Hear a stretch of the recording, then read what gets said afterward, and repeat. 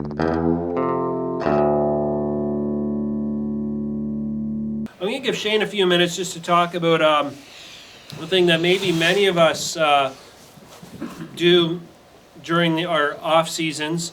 It's a good thing to do if you don't, and especially if you fish a lot, is managing and cleaning up your waypoints. And because if you fish a lot in different waters of body or even the same water body, it doesn't take long for your screens to look like a pin cushion. And it can be a little overwhelming remembering what's what. So or how to categorize it all. And I know Shane has has a system and has been doing this for many years. So Yeah. I'll let him have some time now. I gotta Yeah. know before you say anything. Yeah. What waypoint number are you at right now? Oh, I rename all mine. Well, some. I'll get to that in a second. Okay. Yeah. So really what we've been talking about so far is, gathering a lot of information from our new electronics, right? So forward facing, side imaging, 360, and 2D. I'm still a 2D fan. We haven't talked a whole lot about it, but really because a lot of what we've been talking about is already taking a three-dimensional view of the area that you're fishing, and it's already displayed for us, forward facing, 360, so on and so forth. So it's already providing you that image, but that's right now while you're fishing, right? The day of your fishing, you're getting that information. But a waypoint is a storage of information.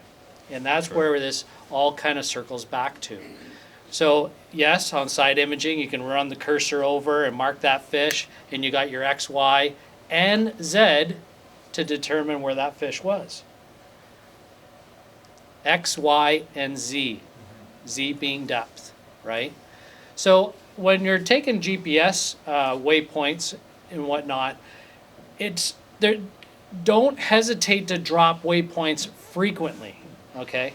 If you're doing a lot of running and you're scanning the bottom for transitions, changes in depth, definitely drop points, turn around, come back and check them out. Again, 2D imagery it still has its place, especially if you want to run. So we've talked a lot about, while we're fishing, we're using the technology that we talked about so far. That's while you're fishing. But you got to get to where you want to go to catch fish and get on top of fish. And that's where 2D comes in. So it's going to be scanning while you're running. But there's a few things that you want to do. First off, Martin has in the store nylon block pieces that you can mount on your transom. Don't put your transducer right through the hull of your boat, okay? You're going to want to, for your 2D sonar transducer, have something that you can move it, all right? So you're going to have screws in this nylon board, and you'll be able to adjust it if it's not running properly at speed. Now, I heard something like on the weekend on a bass boat, he's running 65 and he can run bottom and still see bottom. I thought, that's really cool. However, it's not practical. Okay? You're hitting what you're going to hit at that point. Yeah. And not only that, but as capturing waypoints, you've already well past a football field length before you got got your finger on the button to drop a waypoint. So it's not necessarily that important at extreme speeds, but it certainly is as soon as you get up on plane. Okay? So I can't tell you enough. Get up on plane, 22 miles per hour, 25 miles per hour, and gain your information from your 2D sonar. It's really, really good for you to do that. It'll unravel a lot of what's happening while you're doing that, just simply by practicing that. You don't have to hammer the throttle down and get to where you think you're going to catch fish. Set up and then you find out you're not on fish. Scan, scan, scan, and that's really where that transducer placement is very, very important. Having clean water that goes over. If you have an aluminum riveted hull, look down that hull and make sure that there's no rivets in line of where you want your transducer to be mounted. or there's no intake for things like your live well, or especially on glass boats. You want a nice smooth, keep it away from a chine, all of this stuff so that you have a nice smooth amount of water that comes out from under your hull and over underneath the transducer. No bubbles, right? You have a nice clean view. Yeah, sure.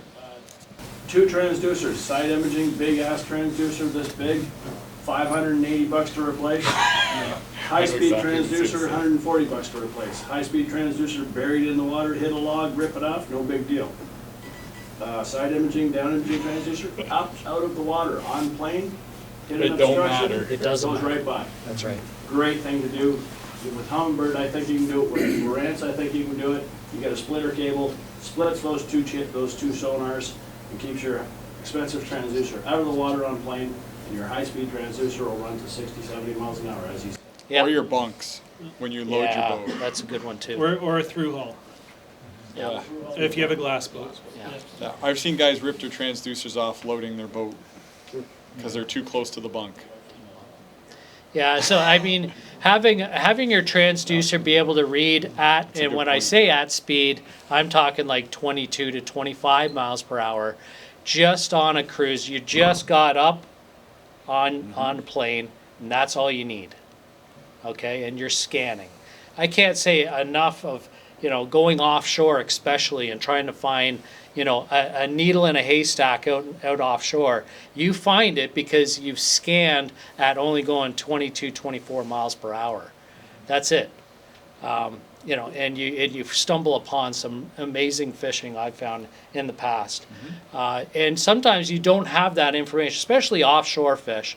They're very pelagic. They move around a lot. I'm talking salmon and trout especially, but walleye as well. Perfect example for walleye in Ohio this past fall.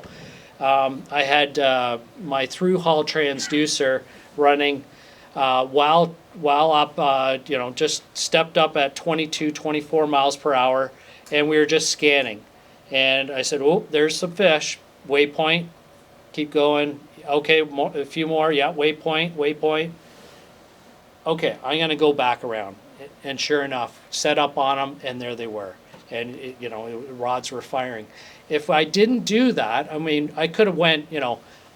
I was thinking about going another 5 miles up the lake.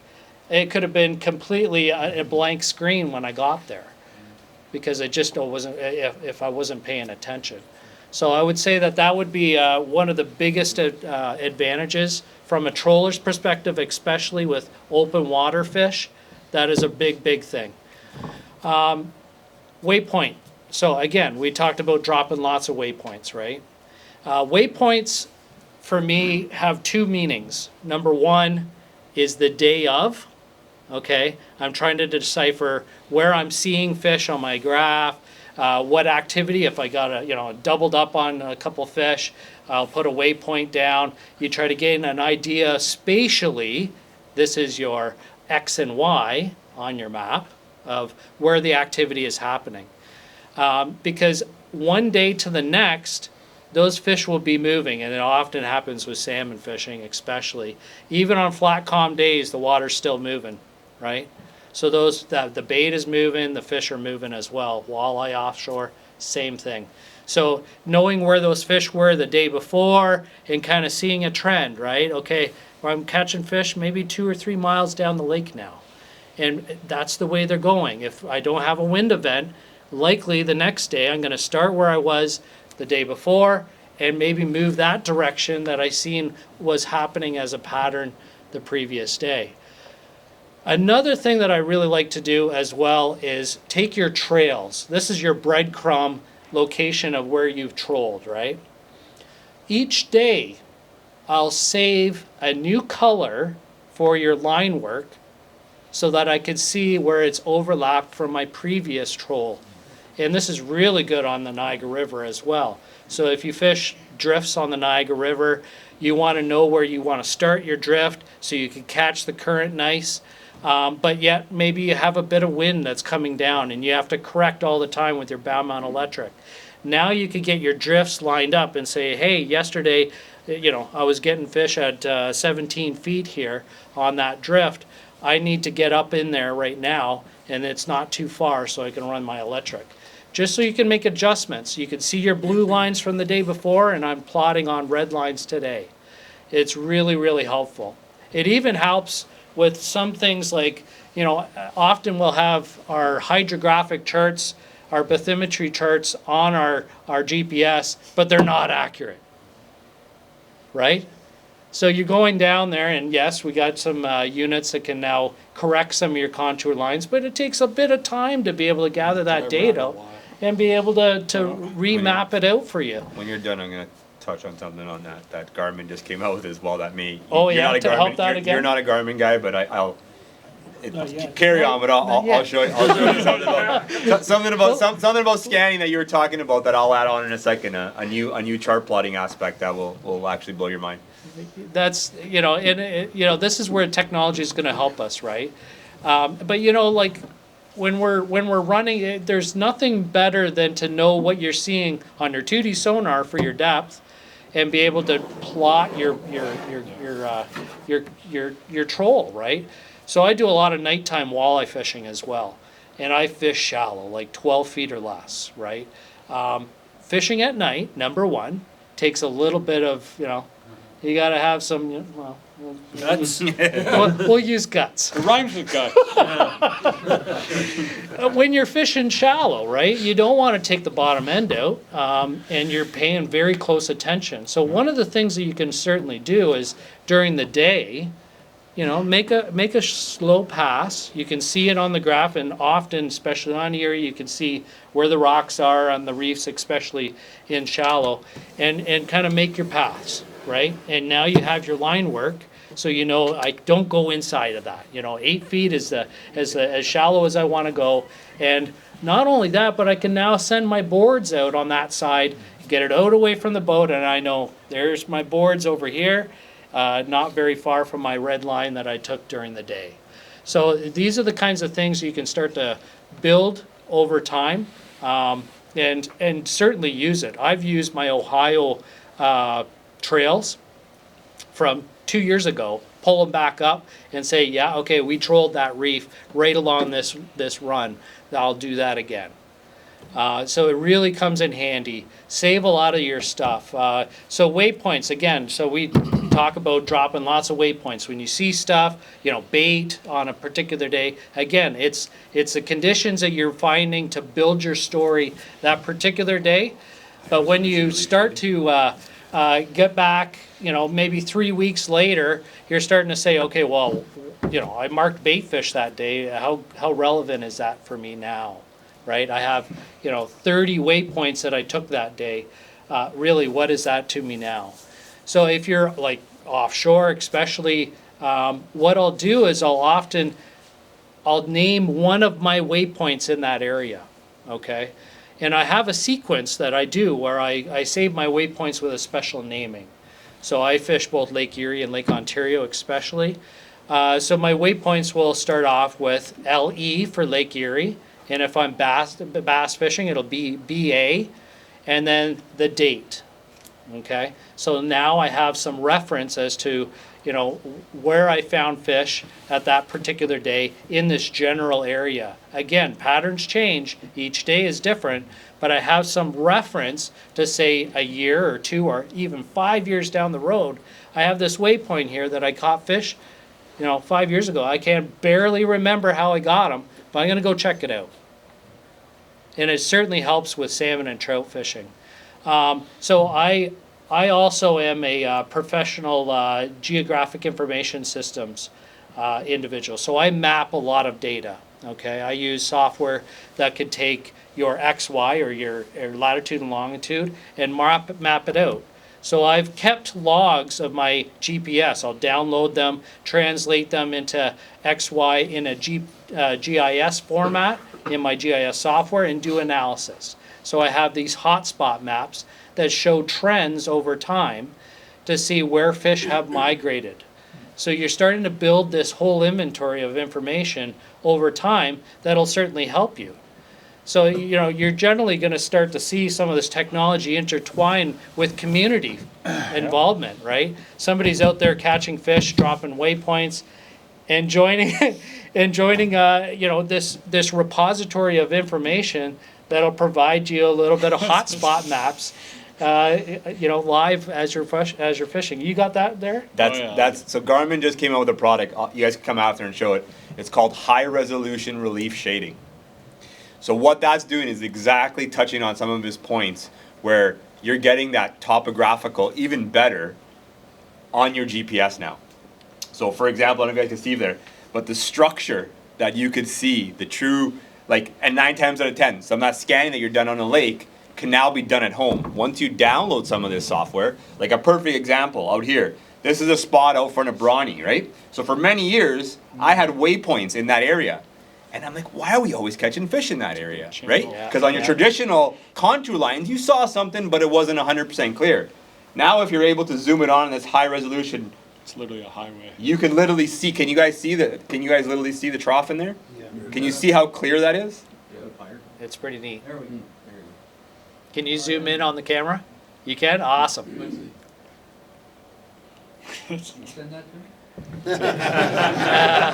So you could. I'm giving away a lot of my secrets now, but The Brawny Highway.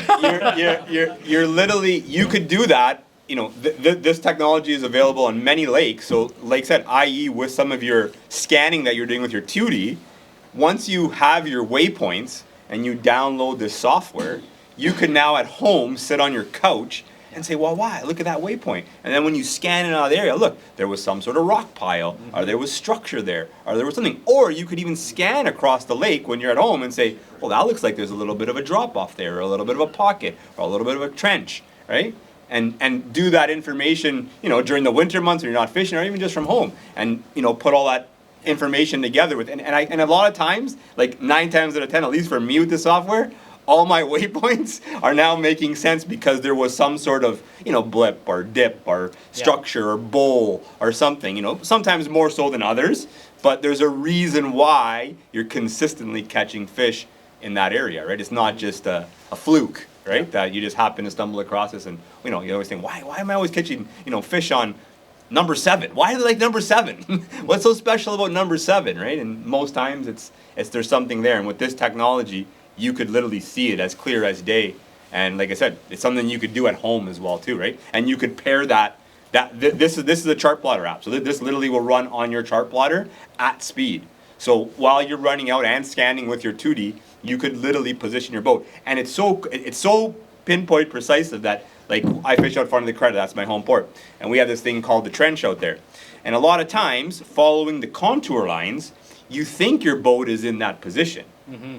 But with this, when you zoom in on it, you could actually see how close you are to that ledge or how precise it is where those waypoints are. Because those fish will be sitting, when you're talking about structure that's precise, in such a specific spot that you're coming in on your contour lines, on your regular graph, and then people don't realize too, once you zoom in so much on those lines, they're altered somewhere, right? So you think you're on that course, but you could be as much as 40 or 50 feet off. And that could be the difference to where those fish sit on that structure. It's that precise. And you see with that, your boat positioning, with that on my screen, I can narrow it in and put that boat right bang in on the trench every single time. And you're on that line, that exact point, rather than trying to figure it out on a contour line or whatever. And again, putting your trails in certain colors is so important, because then you could see where that crossover is happening. Or if this day you're catching them always right through the middle, do they sway to the left or to the right, or is it always right in the middle? Absolutely. You know what I mean? Yeah. And sometimes you don't see that, like you said, when you drop a waypoint, because sometimes that waypoint is, by the time you get to the front of the boat, or you hit that point, or you hit that line, it could be, it could alter by a little bit. But if you know that course line, that was Monday's course, or that was Tuesday's course, or that was Wednesday's course, you see that line, that's exactly where you were, and you could, put those pieces of the puzzle together. Right. Again, another tool to help you out, right? Yeah, absolutely. The question here? Yeah, the waypoint management. Yeah. I've got 15 years or more Yeah. waypoints. Right. And they could vary from hazards, and naming them or marking them as clumsy on the units to Yeah. go through Yeah, across. it is so. Anybody have any secrets That's on how right. to do it better or faster? Hence the new Garmin drop waypoint bass. one XYZ. That's the technology we're at. Can't So believe this. we'll be able to do that by the end of. You have like multiple icons. You do. This is a weed icon. This Yeah. is a, Yeah, you do. Well- You have those icons. I know. It's going across the Yeah, file. correct, Change correct. them So this is the thing, right? So some units, you guys find them. Remember when I said that user friendly, like where guys are used to it. Like I know a Lawrence one. When I hit waypoint, I get a little text box, and it's literally a drop down menu, and I can go rock, palm tree, whatever icon, and then it actually has another text box where you can actually, like he's saying, you can actually type in rock transition, and that'll save it that way. So it's just a matter of software. Everybody's software is different. Yeah, yeah. And again, I don't know. This is new technology, but if it's what they're saying it's going to be, I don't know the full capabilities. But if that happens, that's going to be scary because you'll literally be able to say, Garmin, drop waypoint now, You need XYZ, a and it'll microphone automatically so drop that nobody into the screen. You won't have Yeah, to that's right. physically Yeah. go into a mode, follow a screen, find the screen, top and drop. It's just right there on a command. Yeah. I don't know if it's locked for waypoints yet, but I would imagine, Yeah, the it's software should be probably there. coming. It just, I don't know how precise it is, but that should be dropping relatively shortly, if not already, I think February. Yeah, one of the other things I wanted to mention too, and we haven't touched base with it yet, is about the fish hawk. Yeah. The fish hawk being our down speed. Down speed is predominantly the most important. Negligible as temperature being as important, but it's certainly a nice reference of information. Again, information to put the puzzle together. But it also helps us to determine on a particular day the Z value, right? How deep are we looking at to get fish? So your waypoints are certainly helpful, but we still need to get a good idea of what speed you're going at depth, and then just a reference of what your temperature is down there. I mean, everybody has their own way of doing things with the fish hawk especially, but I often find for me, I try to target around 49 degrees. Now I'm charter fishing, okay, so I'm looking at, trying to move a lot of rods, right? So trying to get more bites. May not necessarily be the tournament or derby type of mentality. I'm looking to catch fish, not necessarily the derby winning fish.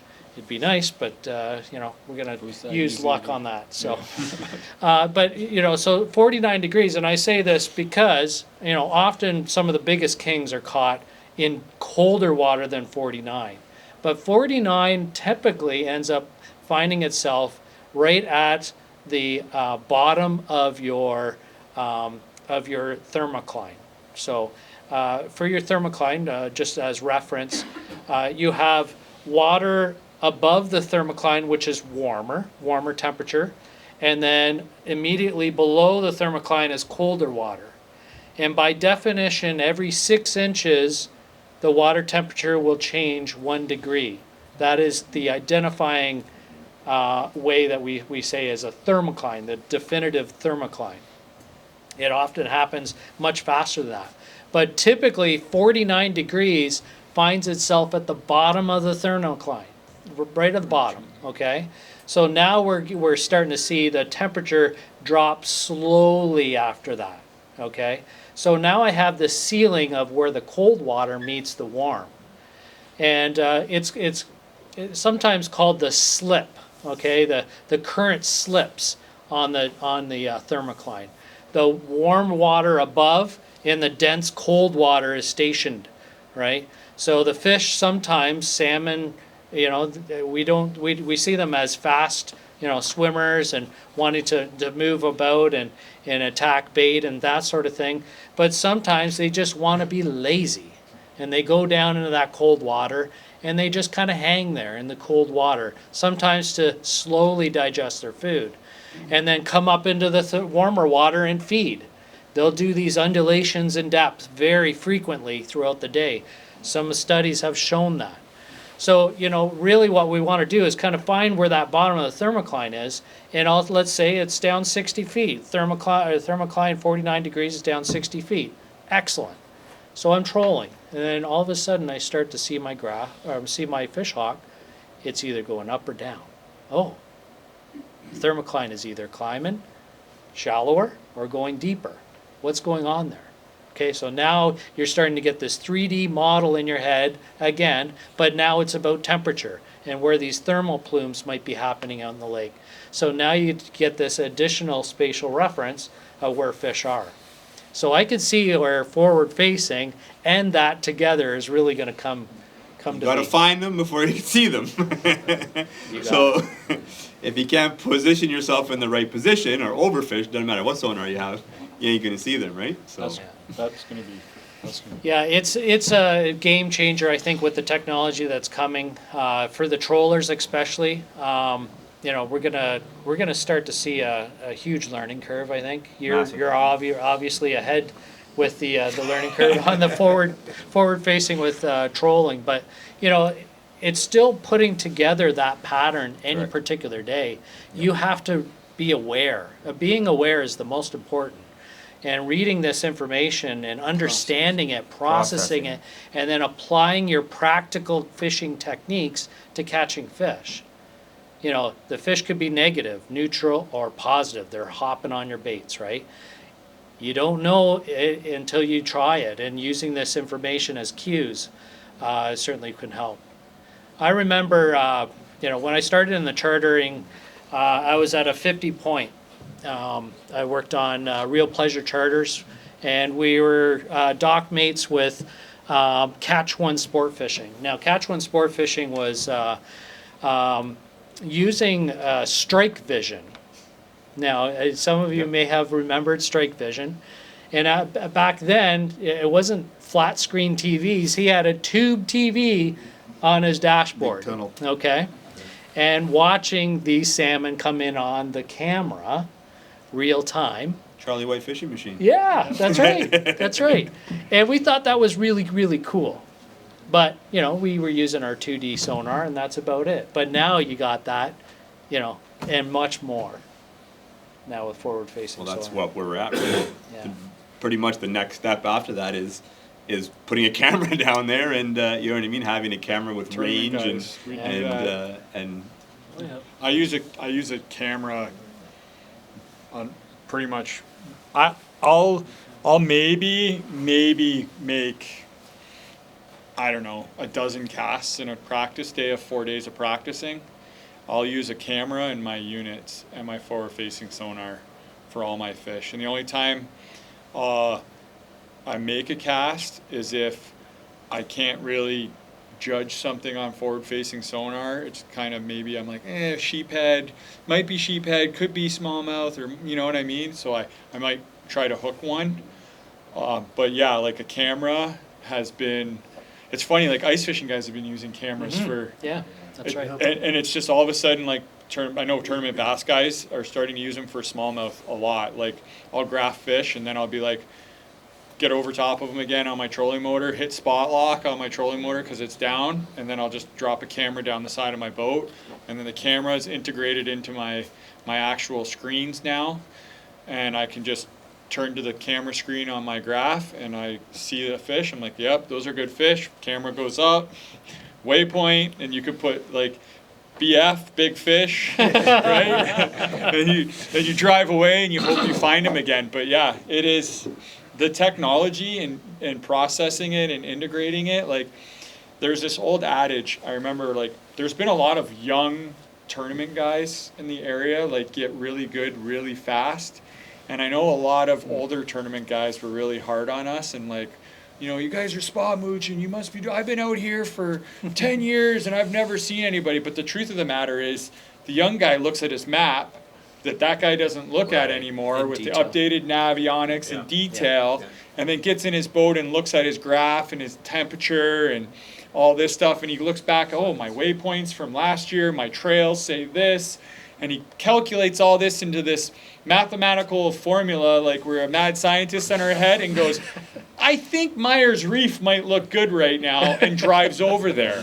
Right? It's not a spot mooching thing. It's just the young guys process the information really fast at the ramp in his 15-minute drive. And I do think, though, to your point, the 2D sonar, I can't tell you how many times I've fished an area, like pulled up on a waypoint, fished through an area, been like, man, they're just not here. And then you get down, turn your boat on, fire it up, and you get on plane and you get like 40 feet off. And then you're like, rod out the back of the boat because you've quickly found them just 50 feet in the other direction. And it all of a sudden, you know what it is? It's not that you see a fish, but sometimes you just see like a little blip on your screen. And you're like, wait a second. And you spin back around and you run over it. Or like for you guys, and same with the smallmouth guys, you're running down the lake and you're doing that nice 25, 30 mile an hour run and you're seeing bottom, and then all of a sudden it just goes, and you're like, wait a second, that's not on the map, what was that? And you spin back around and you found a rock pile in the middle of nowhere that's full of walleye or perch or smallmouth, and it's just not on the map, right? So that 2D sonar, like you're saying, having it set up to run that 20 to 30 mile an hour, huge. And I do get a laugh though when I get guys in their bass boats like, I need to see bottom when I'm doing 70 miles an hour across the lake. I'm like, what are you marking? You're not marking anything, right? So like, yeah. All right, I know Martin has something he wants to just to add to the conversation briefly. Yeah, go ahead. Come on in.